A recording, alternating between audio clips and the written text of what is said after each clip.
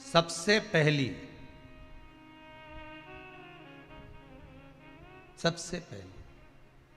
हरताली का पूजन, भगवान शिव की आराधना किसने करी थी? माता पार्वती। और पार्वती जी ने किससे पूछी थी? पार्वती जी को किसने बताया था कि तुम ये पूजन करना, तुम ये स्मरण करना? हस्त नक्षत्र आए तब आप शंकर भगवान के शिवलिंग का निर्माण करना, पूजन करना, अर्चना करना, ये किसने बताया, किससे पूछा था? कौन बताएगा इसको? तो कहा जब माता पार्वती का उमा रूप में दर्शन हुआ, जब माता पार्वती उमा बनकर प्रकट हुई, तब भगवान महेश के पास में बैठकर पार्वती जी ने एक प्रश्न किया था।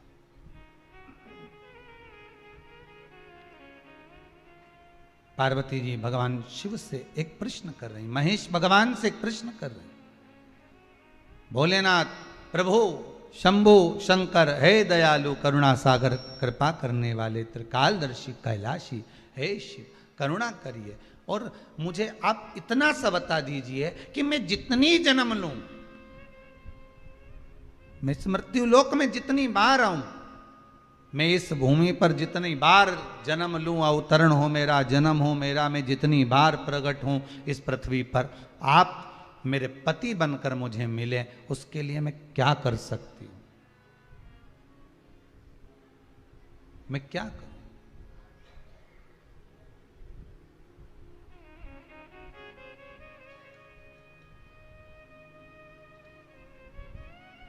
मैं कैसे आपको प्राप्त कर सकती हूं? अब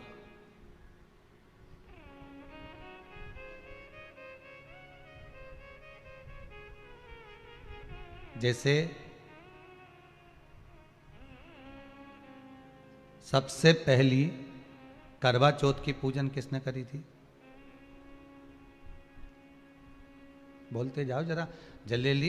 कोई आपसे प्रश्न कर लेगा कि आप हर साल करवा चौथ का पूजन करती हो, चलनी में मुंडा भी देखो है, चलनी में मुख भी देखती हो, दिया भी लगाती हो, करवा भी भरती हो, पूजन भी करते हो। तो सबसे पहली करवा चौथ की पूजन करी किसने थी? तो शास्त्र कहता है सबसे पहली करवा चौथ की पूजन माता द्रौपदी ने करी थी। किसने करवाई थी? तो कहा भगवान कृष्ण ने करवाई थी। क्यों करवाई थी? तो कहा अर्जुन द्रौपदी को छोड़कर नीलगिरी पर्वत पर तप करने चले गए थे।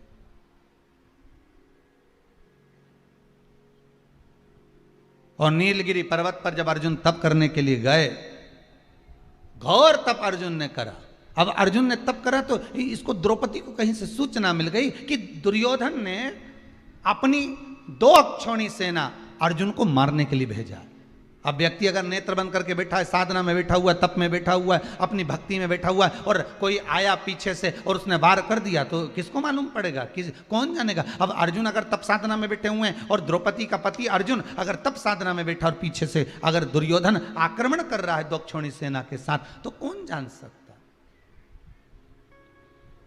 तब भगवान कृष्ण दौड़ कर गए द्रौपदी के पास में। द्रौपदी द्रौपदी द्रौपदी ने ठाकुर जी के चरण पकड़ लिए, तुरंत हाथ जोड़कर बोली प्रभु क्या बात है, आप बताओ क्या हो गया? भगवान बोलने लगे द्रौपदी तुझे कुछ मालूम है? द्रौपदी बोली नहीं प्रभु, क्या हो गया बताइए आप मुझे, तुझे मालूम नहीं? दुर्योधन ने 2 अक्षौणी सेना अर्जुन को मारने के लिए नीलगिरी पर्वत पर भेजी। नीलगिरी पर्वत पर, हाँ, तो वहां तो अर्जुन तप करने गए हैं, साधना करने के लिए गए हैं, वहां तो अर्जुन भगवान की भक्ति को धारण करने के लिए गए। तो द्रौपदी ने कहा अर्जुन अगर भगवान की भक्ति को धारण करने के लिए गए हैं और दुर्योधन ने अगर सेना भेज भी दी है, तो क्या मेरे पति की रक्षा वो परमात्मा नहीं करेगा जिसका वो स्मरण कर रहे हैं, जिसका वो पूजन कर रहे हैं, जिसकी वो भक्ति को धारण कर रहे हैं? भगवान मन में सोचे वो गया तप कर रहा है, उसी चक्कर में तुम्हें तेरे पास आया, भगवान ही आया है ना दौड़ के, दूसरा कोई तो नहीं आया ना। मार्ग दिखाने वाला कौन होता है? परमात्मा। मार्ग बताने वाला कौन होता है? परमात्मा होता है। एक बार तुलसीदास जी एक पद लिख दिए, सिया राममय सब जग जानी, करो प्रणाम जोर जुग पानी। जब तुलसीदास जी ने पद लिखा कि हर एक में राम समाया है, चप्पे चप्पे में डाली पशु पक्षी सब में भगवान राम समाये हैं, तो तुलसीदास जी लिखकर जा रहे थे, इतने में एक बच्चा दौड़ कर आया और आकर कहा, अरे काका उधर मत जाना, तुम लाल कलर की धोती पहने हो, उधर जाओगे सामने से एक बेल आ रहा है, एक बहुत बड़ा नंदी आ रहा है, वो तुम्हें पछाड़ देगा, मार देगा। इतने में तुलसीदास जी ने कहा, तुझे मालूम नहीं बेटा, मैंने अभी चौपाई लिखी है, सिया राममय सब जग जानी। अभी मैंने चौपाई लिखी, सब में राम है, तो बेल में भी तो राम होगा, नंदी में भी तो राम होगा, वो मुझे नहीं मारेगा। तुलसीदास जी आगे बढ़े, बेल ने सींग से उठाया, तुलसीदास को पटक दिया।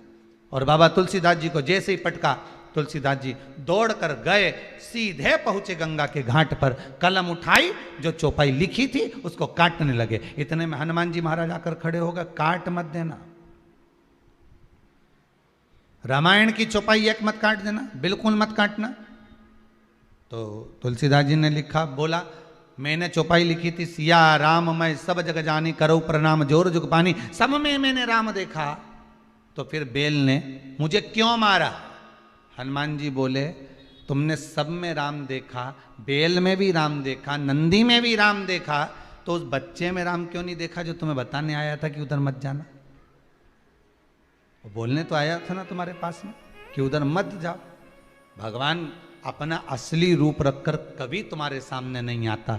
अगर भगवान असली रूप रखकर आ जाए, चार हाथ लगाकर, सुदर्शन चक्र लेकर, त्रिशूल लेकर भगवान तुम्हारे पास में आ जाए और आकर तुरंत तुम्हारे सामने खड़ा हो जाए, तो तुम तो सोचोगे कहीं नाटक वाला आ गया, 10 रुपये निकाल के पर्स में से लाओगी और तुरंत दे दोगी, ए बाबा लो 10 रुपये लो, चलो यहाँ से बढ़ो। तो भगवान कभी ऐसा रूप रख कर, असली स्वरूप में तो भगवान आता ही नहीं है।